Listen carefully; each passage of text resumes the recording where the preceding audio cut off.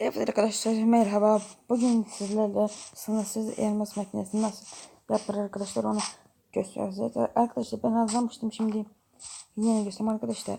Bunu buraya koyduğumda arkadaşlar işte başlıyor. Evet arkadaşlar, şimdi gidip başkasını yapalım. Önce bunları koyalım ya.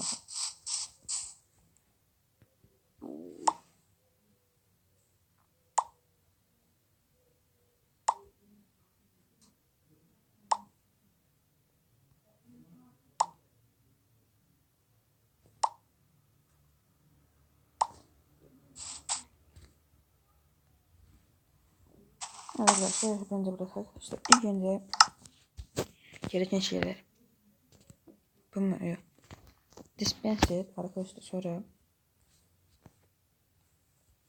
bu ismi zaten yaptım. Sonra elmas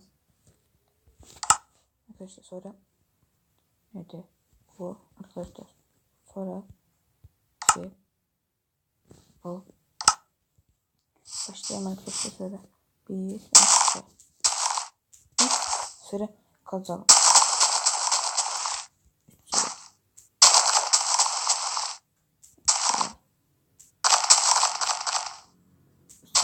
Sonra bir sıra daha kazalım.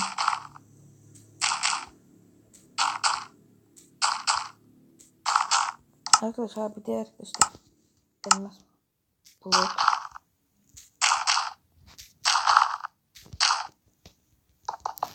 arkadaşlar şöyle koyalım.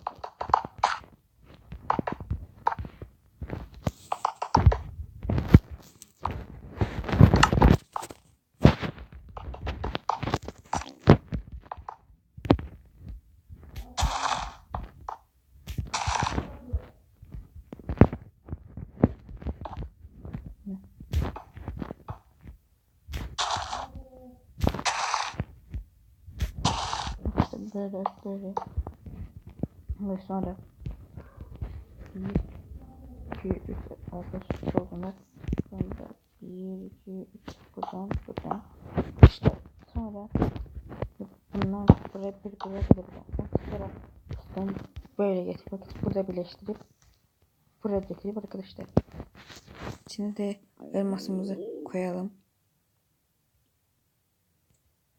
Evet arkadaşlar, bunu da buraya koyduğumuzda kadar başlıyor.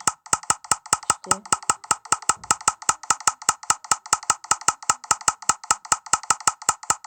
evet arkadaşlar, gördüğünüz için arkadaşlar bu kadar. Neyse ama bitiyor. İşte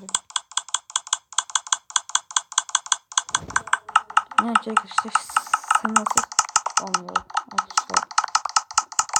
Sınır koyup başlayabilirsiniz arkadaşlar. Bunları göstereyim. Bitti. Arkadaşlar hoşça kalın.